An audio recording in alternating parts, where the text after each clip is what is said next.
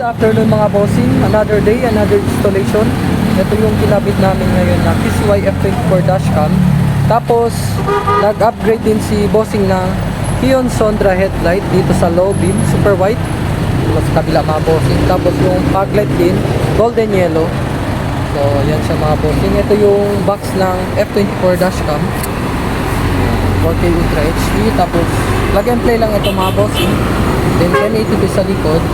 Tapos ito yung box ng Kion Sondra. Ito yung super white, H11 yung low beam niya mga bossing. Yan, super white. Tapos H11 din yung fog light niya, golden yellow. So, sobrang solid siya mga bossing. Ito yung output niya. Check natin yung output. Ayan. Naka-align din yan mga bossing. So, yun siya. Maganda tignan mga bossing. Paggabi ito, sobrang liwanag sa mga bossing. So, check natin yung dashcam na kinabit dito sa Montero.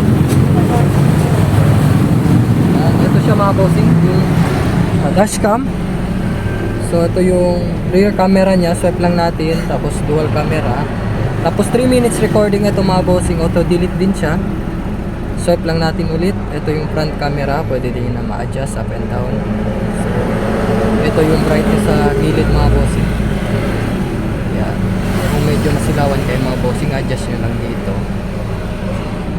Yan. 1 minute. Yan. Ito yung 3 minutes recording ng mga bossing. Tapos ito sa settings, nakaset na yan mga bossing. Okay sa mga bossing. So for more info mga bossing, ito naman sa